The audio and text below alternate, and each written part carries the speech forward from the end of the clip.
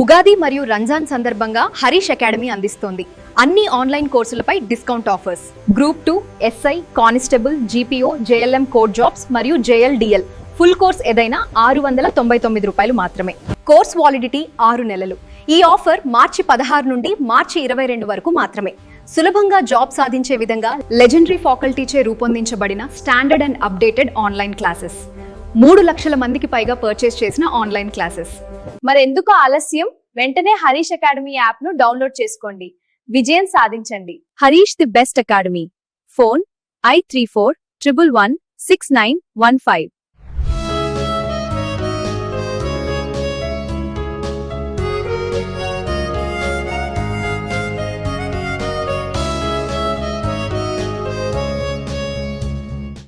Harish, the best academy. Good evening everyone. Welcome to Harish Academy. This is Pratap. Today we will discuss March 22nd, 2026 current affairs in detail. ఇవాళ మన first topic గిరిజన home stay కార్యక్రమం 2026. గిరిజన home stay కార్యక్రమం 2026. Government of India tribal home stay program 2026ని launch చేసింది. దీని ముఖ్య ఉద్దేశము ట్రైబల్ పీపుల్కి లైవ్లీవుడ్ ఆపర్చునిటీస్ పెంపొందించాలి. ట్రైబల్ పీపుల్కి లైవ్లీవుడ్ ఆపర్చునిటీస్ ఇంక్రీజ్ చేయాలి. గిరిజన ప్రజల జీవితాలను బాగు చేయాలి, వాళ్ళ జీవితాలలో వెలుగులు నింపాలి అని చెప్పేసి భారత ప్రభుత్వం లాంచ్ చేసిన ఒక ముఖ్యమైన ప్రోగ్రాం అని చెప్పవచ్చు. తద్వారా గిరిజన ప్రాంతాలలో పర్యాటక రంగం అనేది అభివృద్ధి చెందుతుంది. ట్రైబల్ ఏరియాస్లో టూరిజం అనేది డెవలప్ అవుతుంది. దీన్ని లాంచ్ చేసినది మినిస్ట్రీ ఆఫ్ టూరిజం కింద ఉండే Indian tourism development corporation. Ministry of tourism కింద ఉండే Indian tourism development corporation ministry of tribal అఫైర్స్తో కలిసి లాంచ్ చేసింది. Indian tourism development corporation tribal affairs మంత్రిత్వ శాఖతో కలిసి లాంచ్ చేసింది. మరి ఈ ప్రోగ్రాంలో ఏం చేయబోతున్నారు అంటే ట్రైబల్ ఏరియాస్లో ఉన్న పీపుల్కి ట్రైనింగ్ ఇస్తారు. అంటే ఇక్కడ హోమ్ స్టే అంటే ఎవరైతే ట్రైబల్ ఏరియాస్కి వెళ్తారో అక్కడ స్టే చేయవచ్చు. ఫర్ ఎగ్జాంపుల్ ఫారెస్ట్ ఏరియాస్కి వెళ్ళారనుకోండి, అక్కడ స్టే చేయవచ్చు. సో ఆ ట్రైబల్ పీపుల్కి ట్రైనింగ్ ఇస్తారు. సో తద్వారా టూరిజం అనేది ఇంప్రూవ్ అవుతుంది. సో కెపాసిటీ బిల్డింగ్ ప్రోగ్రామ్ అని చెప్పవచ్చు. మరి ఇక్కడ మనం ఫోకస్ చేయాల్సింది ఇందులో భాగంగా ఎంతమందికి ట్రైనింగ్ ఇవ్వబోతా ఉన్నారు అంటే ఇండియన్ టూరిజం డెవలప్మెంట్ కార్పొరేషన్ 1500 మెంబర్స్కి ట్రైనింగ్ ఇవ్వబోతా ఉన్నారు. 1500 మందికి ట్రైనింగ్ ఇవ్వబోతా ఉన్నారు. ట్రైనింగ్ ఇచ్చేది ఇండియన్ టూరిజం డెవలప్మెంట్ కార్పొరేషన్కు చెందిన ఒక organization IHM Ashok. Indian tourism development కార్పొరేషన్కి చెందిన ఐహెచ్ఎం అశోక్ అనే ఒక సంస్థ ఆ ట్రైనింగ్ అనేది ఇస్తుంది. So Indian tourism development corporation. So ఇటీవల మనం డిస్కస్ చేసుకున్నాం Bharat tribes pest. Tribal people యొక్క లైఫ్స్ని ఇంప్రూవ్ చేయాలి, గిరిజన జీవిత ప్రజలలో వెలుగులు నింపాలి అని చెప్పేసి న్యూఢిల్లీలో లాంచ్ చేసింది. ఈ సందర్భంగా భారత ప్రభుత్వము రీసా టైమ్లెస్ బ్రాండ్ అని చెప్పేసి ఒక ఇంటర్నేషనల్ బ్రాండ్ని కూడా తీసుకొని వచ్చింది. రీసా టైమ్లెస్ బ్రాండ్. ఎందుకది? మన యొక్క ట్రైబల్ ప్రోడక్ట్స్ ఏవైతే ఉంటాయో ముఖ్యంగా ట్రైబల్ టెక్స్టైల్స్ వాళ్ళు తయారు చేసే హ్యాండీక్రాఫ్ట్స్ టెక్స్టైల్స్కి మార్కెటింగ్ ఫెసిలిటీస్ ఇంప్రూవ్ చేయాలి, దానికోసం ఒక ఇంటర్నేషనల్ బ్రాండ్ అవసరం అని చెప్పేసి రీసా టైమ్లెస్ బ్రాండ్ని లాంచ్ చేయడం జరిగింది. నెక్స్ట్ వన్, భారతదేశంలో అత్యధిక కాలం పనిచేసిన ఎన్నికైన ప్రభుత్వ అధినేతగా ప్రధాని మోదీ. భారతదేశంలో అత్యధిక కాలం పనిచేసిన ఎన్నికైన ప్రభుత్వ అధినేతగా ప్రధాని మోదీ రికార్డు సృష్టించాడు. Indian prime minister Narendra Modi గారు ఒక రికార్డు సృష్టించారు. ఆ రికార్డు ఏంటంటే longest serving head of the elected government. Longest serving head of the Indian government అంటే ఒక ప్రభుత్వానికి అధినేతగా ఎన్నికవుతారు కదా, ఆ ఎన్నికైన అధినేత ఎవరైతే ఉంటారో అత్యధిక కాలం పనిచేసిన ఎన్నికైన అధినేత. భారతదేశంలో అత్యధిక కాలం పనిచేసిన ఎన్నికైన ప్రభుత్వ అధినేతగా ప్రధాని మోడీ రికార్డు సృష్టించాడు. మరి ఈయన 8,931 రోజులు 8,931 రోజులు ప్రభుత్వ అధినేతగా ఉన్నారు. ఇక్కడ ప్రభుత్వ అధినేత అంటే ఒక ప్రైమ్ మినిస్టరే కాదు, గుజరాత్ చీఫ్ మినిస్టర్తో కలిపి గుజరాత్ చీఫ్ మినిస్టరు ప్రధానమంత్రి పదవితో కలిపి 8,931 రోజులు పదవీ కాలాన్ని పూర్తి చేసుకున్నారు. తద్వారా ఎక్కువ రోజులు ఒక ప్రభుత్వానికి ఎన్నికైన అధినేతగా రికార్డు సృష్టించడం జరిగింది. మరి గతంలో ఈ రికార్డు ఎవరి పేరిట ఉండింది అంటే సిక్కిం మాజీ chief minister Pavan Kumar Chamling. Sikkim former chief minister Pavan Kumar Chamling గతంలో 8,930 డేస్ ప్రభుత్వ అధినేతగా ఉన్నారు. ఇప్పుడు ఆయన రికార్డుని బ్రేక్ చేశారని చెప్పవచ్చు మోడీ. నెక్స్ట్ వన్, ఛత్తీస్గఢ్ మత స్వేచ్ఛ బిల్లును ఆమోదించిన ఛత్తీస్గఢ్ అసెంబ్లీ. ఛత్తీస్గఢ్ మత స్వేచ్ఛ బిల్లు 2026ను ఆమోదించిన ఛత్తీస్గఢ్ అసెంబ్లీ. ఛత్తీస్గఢ్ అసెంబ్లీ మత స్వేచ్ఛ బిల్లుని అప్రూవల్ చేసింది. Chhattisgarh legislative assembly freedom of the religion బిల్లుకి ఆమోదం తెలిపింది. బట్ ఇది యాక్ట్గా మారాల్సిన అవసరం ఉంది. ఇక్కడ మత స్వేచ్ఛ, మనకి మత స్వేచ్ఛ అంటేనే పార్ట్ 3 ఫండమెంటల్ రైట్స్లో ఆర్టికల్ 25 నుంచి 28 వరకు, ఆర్టికల్ 25 నుంచి 28 వరకు ఈ యొక్క ఫ్రీడమ్ ఆఫ్ రిలీజియన్ గురించి చెప్తుంది, మత స్వేచ్ఛ గురించి. మరి ఇక్కడ ఈ బిల్లు పేరు వచ్చేసి ఛత్తీస్గఢ్ ధర్మ స్వతంత్ర విధేయక్ బిల్. ఛత్తీస్గఢ్ ధర్మ స్వతంత్ర విధేయక్ బిల్ 2026. ఇంగ్లీష్లో చెప్పాలంటే Chhattisgarh freedom of religion bill 2026. మరి ఛత్తీస్గఢ్ చీఫ్ మినిస్టర్గా విష్ణుదియో సాయి గారు ఉన్నారు. మరి ఈ బిల్లు ఏం చెప్తుంది? ఎవరైతే బలవంతపు మత మార్పిళ్లకు పాల్పడతా ఉన్నారో, ఎవరైతే ఫోర్స్డ్ కన్వర్షన్స్ కోసము ట్రై చేస్తూ ఉన్నారో, అంటే అది డిజిటల్ పద్ధతుల్లో కావచ్చు, అంటే డిజిటల్ మీడియా, సోషల్ మీడియా, ఇటువంటి డిజిటల్ పద్ధతుల్లో కూడా ఎవరినైనా మతం మార్పించేయాలి అని చెప్పేసి ప్రయత్నిస్తూ ఉంటే వాళ్ళని శిక్షించడం జరుగుతుంది. సో మనం కొద్దిగా ప్రొవిజన్స్ తెలుసుకుందాం. అంత అవసరం ఉండదండి, అంత ఇంపార్టెంట్ కాదు ప్రొవిజన్స్, బట్ ఎనీవే గుర్తుపెట్టుకోండి, తప్పలేదు, వీలైతే గుర్తుపెట్టుకోండి. పనిష్మెంట్స్, ఎవరైతే ఈ యొక్క మత స్వేచ్ఛ బిల్లు 2026 కింద ఉన్న కండిషన్స్ని కనుక వైలేట్ చేస్తే, ఉల్లంఘిస్తే వాళ్ళకి జైలు శిక్ష మరియు 2.5 lakh వరకు ఫైన్ ఉంటుంది. 2.5 లక్షల వరకు వాళ్ళకి ఫైన్ విధించడం జరుగుతుంది. అలానే మాస్ కన్వర్షన్స్, అంటే ఇక భారీ స్థాయిలో బలవంతపు మత మార్పిళ్లకు ఎవరైతే పాల్పడతారో వాళ్లకు 10 ఏళ్ల పాటు జైలు శిక్ష, అది కొన్నిసార్లు ఎక్స్టెండ్ కూడా అవుతుంది. ఇక అలానే కొన్ని ప్రత్యేక కేసులలో 25 లక్షల కంటే ఎక్కువ ఫైన్ కూడా విధిస్తారు. కొన్ని స్పెషల్ కేసెస్లో 25 lakh కంటే కూడా ఎక్కువ ఫైన్ విధించడం జరుగుతుంది. Next one, Prarambh 2026. Prarambh 2026 government of India Prarambh 2026 అనే ఒక నేషన్ వైడ్ క్యాంపెయిన్ని లాంచ్ చేసింది, ఒక జాతీయ స్థాయి క్యాంపెయిన్.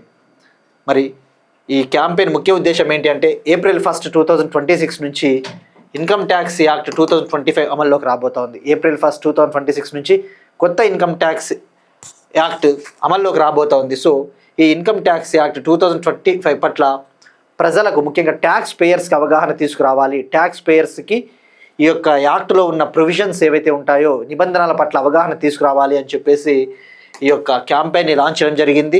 దీన్ని లాంచ్ చేసిన వారు ఫినాన్స్ మినిస్టర్ నిర్మలా సీతారామన్ గారు. మరి ఎగ్జామ్ పాయింట్ ఆఫ్ వ్యూలో మనం తెలుసుకోవాల్సింది, ఈ ప్రారంభ్ అంటే ఏంటి? ప్రారంభ్ అంటే policy reform and responsible action for machine Viksit Bharat. Policy reform and responsible action for machine Viksit Bharat. Viksit Bharat target ఎప్పుడండి? 2047. మరి దీని ముఖ్య ఉద్దేశం ఇందాక చెప్పినట్టు ట్యాక్స్ పేయర్స్ని ఎడ్యుకేట్ చేయాలి. మరి ఈ యొక్క ప్రారంభ్ క్యాంపెయిన్ని అమలు చేసే మంత్రిత్వ శాఖ department of revenue, ministry of finance. దీన్ని అమలు చేసే nodal authority department of revenue, ministry of finance. మరి దీన్ని అమలు చేసే agency central board of direct taxes. Central board of direct taxes ఇండియాలో ఈ యొక్క డైరెక్ట్ ట్యాక్స్ని నిర్వహించే authority central board of direct taxes.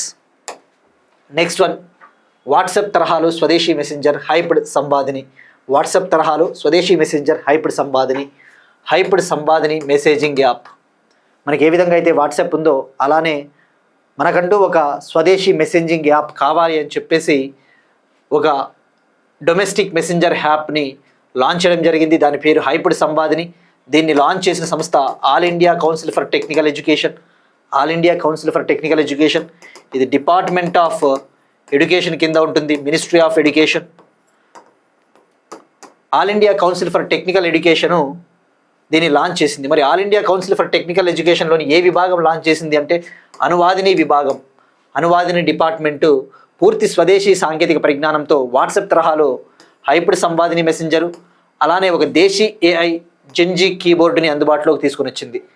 All India council for technical ఎడ్యుకేషన్లోని ఆధ్వర్యంలోని అనువాదిని విభాగము హైప్డ్ సంవాదిని మెసెంజర్, అలానే ఒక డొమెస్టిక్ AI జెన్జీ కీబోర్డు, ఈ 2 యాప్స్ని లాంచ్ చేసింది. మరి ఇప్పటి వరకు మనము ఈ యొక్క మెసెంజింగ్ ప్లాట్ఫామ్ కోసము, కీబోర్డ్స్ కోసము, ఈ డిజిటల్ కీబోర్డ్స్ కోసం ఎక్కువగా ఫారిన్ కంట్రీస్ పైన ఆధారపడతా ఉన్నాం.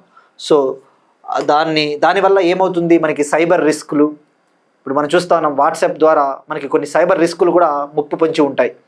సో మరి వాటిని నివారించాలి, ఈ యొక్క డిజిటల్ అరెస్ట్లు, ఆర్థిక మోసాలు, ఫేక్ బ్యాంకింగ్ కాల్స్ అటువంటి వాటిని కంట్రోల్ చేయాలి అంటే మనకంటూ అత్యంత భద్రతమైన, అత్యంత సురక్షితమైన ప్లాట్ఫామ్స్ అవసరం అని చెప్పేసి వీటిని లాంచ్ చేయడం జరిగింది. Most secure and reliable platforms అని చెప్పవచ్చు. Next one, INS Taragiri. INS Taragiri INS Taragiri ఇది భారత నేవీలోకి అధికారికంగా చేరబోతా ఉంది. ఏప్రిల్ 3న ఐఎన్ఎస్ తారాగిరి కమిషనింగ్. భారత నౌకాదళంలో సముద్ర సేనాముఖిగా నిపుణులు అభివర్ణించిన ఐఎన్ఎస్ తారాగిరి యుద్ధ నౌకకు ఏప్రిల్ 3న కమిషనింగ్ నిర్వహించనున్నారు. ఇక్కడ కమిషనింగ్ అంటే ఇండియన్ నేవీలోకి అధికారికంగా జాయిన్ అవుతుందని చెప్పవచ్చు. మరి ఇక్కడ మనం ఫోకస్ చేయాల్సిండేది ఈ ఐఎన్ఎస్ తారాగిరి అంటే ఏంటి? ఇది ఒక స్టెల్త్ ఫ్రిగేట్ అని చెప్పవచ్చు. ఇండిజినస్ స్టెల్త్ ఫ్రిగేట్ అంటే స్వదేశీయంగా తయారు చేయబడిన ఒక స్టెల్త్ ఫ్రిగేట్. ఇది నీలగిరి క్లాసుకు చెందిన స్టెల్త్ ఫ్రిగేట్. నీలగిరి క్లాసుకు చెందిన స్టెల్త్ ఫ్రిగేటు. మరి నీలగిరి క్లాస్లో ఇది 4వ స్టెల్త్ ఫ్రిగేట్ అని చెప్పవచ్చు. నీలగిరి క్లాస్లో 4th స్టెల్త్ ఫ్రిగేట్ అని చెప్పవచ్చు. దీన్ని బిల్ట్ చేసింది మెజగావున్ డాక్ లిమిటెడ్ సంస్థ, ముంబై. దీన్ని నిర్మించినది ముంబైకు చెందిన మెజగావున్ డాక్ లిమిటెడ్. మరి దీని వెయిట్ వచ్చేసి 6,670 టన్నులు, 6,670 టన్స్. వెయిట్ మనకు అవసరం ఉండదండి, బట్ వీలైతే గుర్తుపెట్టుకోండి. వెయిటు, లెంగ్త్ చాలా తక్కువగా అవకాశం ఉంటుంది అడగడానికి. దీని లెంగ్త్ ఎంత ఉంది, దీని బరువు ఎంత ఉంది, బట్ ఎనీవే మీరు వీలైతే గుర్తుంచుకోండి. 6,670 టన్నుల బరువు ఉంటుంది. మరి ఈ ఇండిజినస్ స్టెల్త్ ఫ్రిగేట్స్లో ఏముంటాయి? వెపన్స్ ఉంటాయి, సూపర్ సోనిక్ మిస్సైల్స్ని ఫిట్ చేయవచ్చు.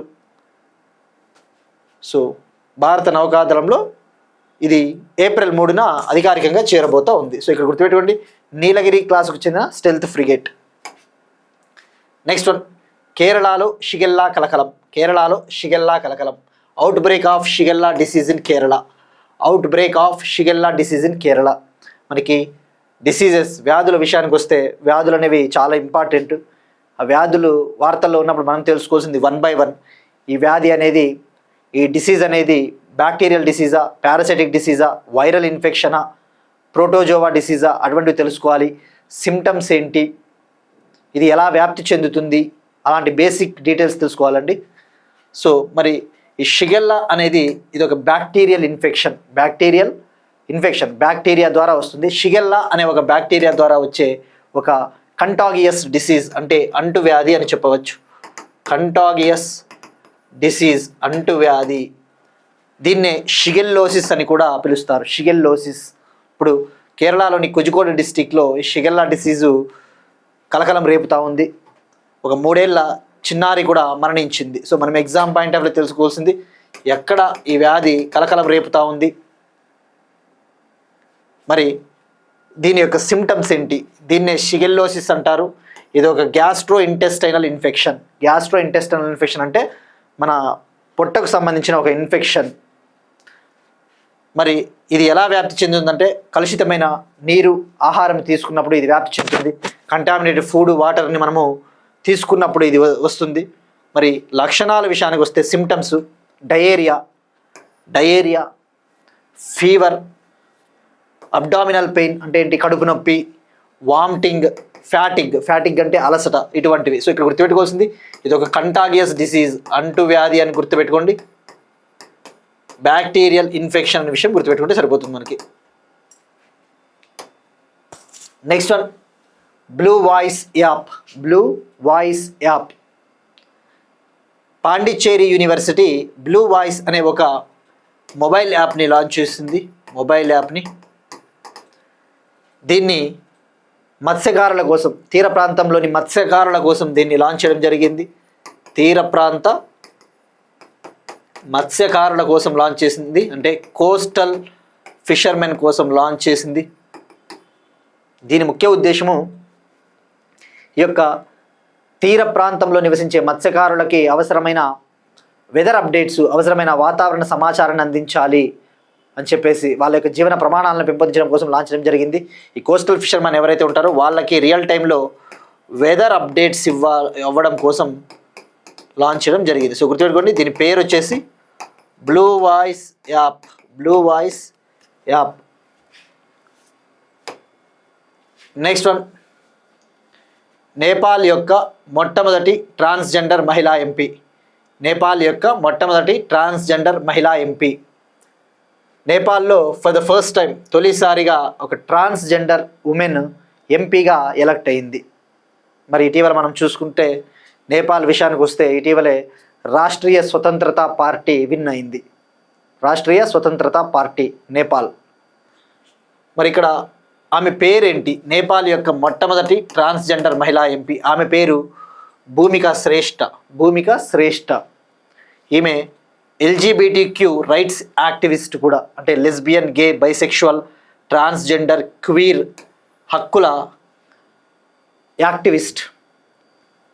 మరి ఈమె రాష్ట్రీయ స్వతంత్రతా పార్టీ తరపున విన్ అయింది. సో నేపాల్ యొక్క మొట్టమొదటి ట్రాన్స్జెండర్ మహిళా ఎంపీగా చెప్పవచ్చు. ఇక ఇండియా విషయానికి వస్తే ఇటీవలే రాజ్యసభ ఎలక్షన్స్ కూడా జరిగాయి. మరి రాజ్యసభ ఎలక్షన్స్ జరిగితే తృణమూల్ కాంగ్రెస్ పార్టీ కూడా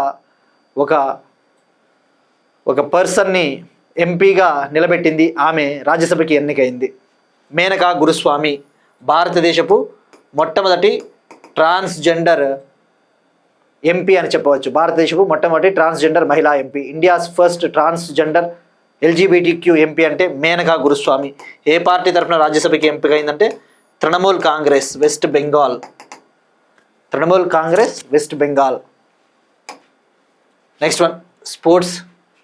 24th నేషనల్ పారా అథ్లెటిక్స్ ఛాంపియన్షిప్స్. 24th నేషనల్ పారా అథ్లెటిక్స్ ఛాంపియన్షిప్స్. ఈ టోర్నమెంట్ భువనేశ్వర్లో ముగిసింది, ఒడిషా. మరి ఇక్కడ మనం ఫోకస్ చేయాల్సింది ఎవరు టాపు, ఎప్పుడు జరిగింది, సెకండ్ ప్లేస్ ఎవరు, అటువంటివి. ఇక్కడ 24th నేషనల్ పారా అథ్లెటిక్స్ ఛాంపియన్షిప్. పారా అథ్లెటిక్స్ అంటే దివ్యాంగులు పాల్గొనే క్రీడలు. మరి ఇక్కడ ఈ టోర్నమెంట్ వచ్చేసి మార్చ్ 19th నుంచి మార్చ్ 21st వరకు ఒడిశాలోని భువనేశ్వర్లోని కళింగ స్టేడియంలో జరిగింది. ఒడిశాలోని భువనేశ్వర్లోని కళింగ స్టేడియంలో జరిగింది. యాక్చువల్లీ మార్చ్ 17th ప్రారంభమైంది కానీ బట్ అధికారికంగా అయితే మార్చ్ 19th నుంచి మార్చ్ 21st వరకు, అంటే నిన్నటితో ముగిసింది. మరి ఇండియాలో ఈ పారాలింపిక్ స్పోర్ట్స్, ఈ పారా అథ్లెటిక్స్ని డెవలప్ చేసే బాధ్యత పారాలింపిక్ కమిటీ ఆఫ్ ఇండియా తీసుకుంటుంది. భారతదేశంలో ఈ పారా అథ్లెటిక్స్ని అభివృద్ధి చేసే బాధ్యత పారాలింపిక్ కమిటీ ఆఫ్ ఇండియా తీసుకుంటుంది. మరి ఇప్పుడు 24వ నేషనల్ పారా అథ్లెటిక్స్ ఛాంపియన్షిప్లో మహిళలు మరియు పురుషులు పాల్గొన్నారు. మరి టాప్ ప్లేస్లో హర్యానా నిలిచింది. హర్యానా ఓవరాల్గా 95 మెడల్స్తో టాప్ ప్లేస్లో నిలిచింది. అందులో 39 గోల్డ్, 31 సిల్వర్, 25 బ్రాంజ్ మెడల్స్తో టాప్ ప్లేస్లో నిలిచింది. సెకండ్ ప్లేస్లో తమిళనాడు 51 మెడల్స్. థర్డ్ ప్లేస్లో గుజరాత్ 30 మెడల్స్. ఆతిథ్య రాష్ట్రమైన ఒడిషా 5th ప్లేస్లో నిలిచింది. హోస్ట్ స్టేట్ అయిన ఒడిషా 5th ప్లేస్లో నిలిచింది. నెక్స్ట్ వన్, అగైన్ స్పోర్ట్స్కి సంబంధించి ఒక ఇంపార్టెంట్ టాపిక్. అంతర్జాతీయ మహిళా T20లో శతకం బాదిన అత్యంత పిన్న వయస్కురాలు. అంతర్జాతీయ మహిళా T20లో శతకం బాదిన అత్యంత పిన్న వయస్కురాలు. ఉమెన్స్ T20 ఇంటర్నేషనల్స్లో సెంచరీ చేసిన youngest female batsman. Women's T20 ఇంటర్నేషనల్స్లో సెంచరీ చేసిన యంగెస్ట్ ఉమెన్ బ్యాటర్. ఆమె పేరు ఫ్యానీ ఉటగుషి మనిండే. ఈమె రువాండా కంట్రీకి చెందిన మహిళా బ్యాట్స్మన్. 15 ఏళ్ల 223 రోజుల వయస్సు ఈమెకు. 15 years 223 days ఈమె ఏజ్. ఘనాతో జరిగిన T20 మ్యాచ్లో సెంచరీ చేసింది. Next one, world water day, అంతర్జాతీయ నీటి దినోత్సవం. ఎవ్రీ ఇయర్ మార్చ్ 22న వరల్డ్ వాటర్ డేగా సెలబ్రేట్ చేసుకుంటాం. దీన్ని ఐక్యరాజ్య సమితి నిర్వహిస్తుంది. యునైటెడ్ నేషన్స్ యునైటెడ్ నేషన్స్కి చెందిన UN వాటర్ సంస్థ నిర్వహిస్తుంది వరల్డ్ వాటర్ డే 22 మార్చ్. మరి 1993 నుంచి ఈ దినోత్సవాన్ని మనం సెలబ్రేట్ చేసుకుంటా ఉన్నాం. 1993 నుంచి వరల్డ్ వాటర్ డేని సెలబ్రేట్ చేసుకుంటా ఉన్నాం. మరి థీమ్ విషయానికి వస్తే year theme 2026 theme water and gender అనేది థీము. మరి UN రిపోర్టు ప్రకారము ప్రపంచవ్యాప్తంగా 2.1 బిలియన్ పీపుల్కి సురక్షితమైన తాగునీరు అందుబాటులో లేదు. 2.1 billion people across the world they are living without access to safe water అని చెప్పవచ్చు according to the UN. Next one, అంతర్జాతీయ అటవీ దినోత్సవం 21 March, international day of forests. అంతర్జాతీయ అటవీ దినోత్సవం 21 మార్చ్. ఎవ్రీ ఇయర్ మార్చ్ 21న అంతర్జాతీయ అటవీ దినోత్సవంగా సెలబ్రేట్ చేసుకుంటాం, ఇంటర్నేషనల్ డే ఆఫ్ ఫారెస్ట్స్. మరి దీని ముఖ్య ఉద్దేశము ఈ యొక్క అడవుల ప్రాముఖ్యతను తెలియజేయడము, ఈ యొక్క ఫారెస్ట్స్ యొక్క రోల్ని అవేర్నెస్ తీసుకురావాలి. మరి ఎప్పటి నుంచి ఈ డేని సెలబ్రేట్ చేసుకుంటున్నామంటే 2012 నుంచి 2012లో ఈ దినోత్సవాన్ని తొలిసారిగా నిర్వహించారు. మరి ఇయర్ థీమ్ వచ్చేసి ఫారెస్ట్స్ అండ్ ఎకనామీస్ థీము. ఇక మీరు చూస్తే ఇండియాలో ఫారెస్ట్ కవర్ తీసుకుంటే భారతదేశంలో ఫారెస్ట్ కవర్ 2014లో 7,01,673 స్క్వేర్ కిలోమీటర్లు ఫారెస్ట్ కవర్ ఉంది. 2026 నాటికి 7,15,342 స్క్వేర్ కిలోమీటర్లు ఫారెస్ట్ కవర్ రీచ్ అయింది. ఇక రికార్డెడ్ ఫారెస్ట్ ఏరియా తీసుకుంటే ఇండియాలో 2014లో 7,64,566 స్క్వేర్ కిలోమీటర్లు ఉంటే 2026లో 7,75,377 స్క్వేర్ కిలోమీటర్లు రికార్డెడ్ ఫారెస్ట్ ఏరియా నమోదయ్యింది. ఇవి ఇవాల్టి కరెంట్ అఫైర్స్. మనం ఒకసారి క్విక్గా రీక్యాప్ చూద్దామండి.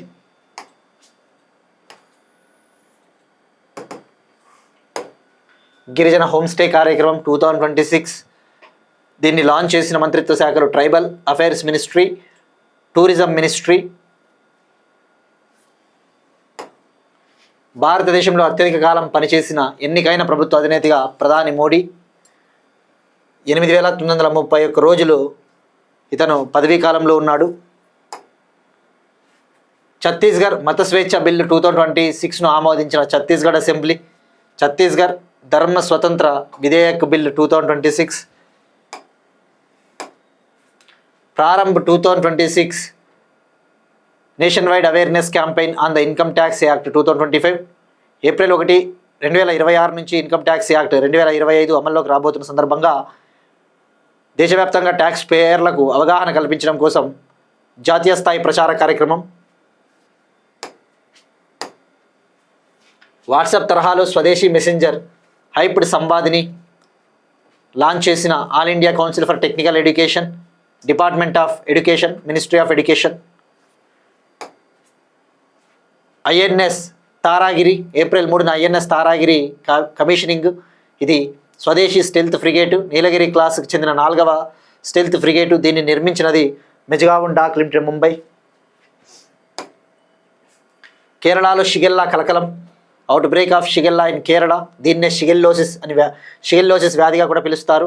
ఇది ఒక బ్యాక్టీరియల్ ఇన్ఫెక్షన్, ఒక అంటువ్యాధి. కోస్టల్ ఫిషర్మెన్ కోసము బ్లూ వాయిస్ యాప్ను లాంచ్ చేసిన పాండిచ్చేరి యూనివర్సిటీ. నేపాల్ యొక్క మొట్టమొదటి ట్రాన్స్జెండర్ మహిళా ఎంపీగా భూమికా శ్రేష్ఠ రాష్ట్రీయ స్వతంత్రతా పార్టీ నుంచి విన్ అయింది. ఇక భారతదేశంలో మొట్టమొదటి LGBTQ ఎంపీ మేనకా గురుస్వామి, తృణమూల్ కాంగ్రెస్, వెస్ట్ బెంగాల్, రాజ్యసభకు ఎన్నికైంది ఇటీవల. 24వ నేషనల్ పారా అథ్లెటిక్స్ ఛాంపియన్షిప్స్ సక్సెస్ఫుల్గా ఒడిశాలోని భువనేశ్వర్లో ముగిసింది. హర్యానా టాప్ ప్లేస్లో నిలిచింది. హర్యానా 95 మెడల్స్తో ఫస్ట్ ప్లేస్లో నిలిచింది. అంతర్జాతీయ మహిళా T20లో శతకం బాదిన అత్యంత పిన్న వయస్కురాలిగా రువాండా మహిళా బ్యాటర్ ఫ్యానీ ఉటగుషిమనిండే. 15 ఏళ్ల 223 రోజుల వయసు ఆమెది. World water day March 22 theme water and gender. అంతర్జాతీయ అటవీ దినోత్సవం March 21 theme forests and economies, international day of forests. భారతదేశంలో ఫారెస్ట్ కవర్ 2026కి 7,15,342 స్క్వేర్ కిలోమీటర్లు. రికార్డెడ్ ఫారెస్ట్ ఏరియా భారతదేశంలో 2026 నాటికి రికార్డెడ్ ఫారెస్ట్ ఏరియా 7,75,377 స్క్వేర్ కిలోమీటర్లు. ఇవి ఇవాల్టి current affairs. Will meet again tomorrow and thank you everyone.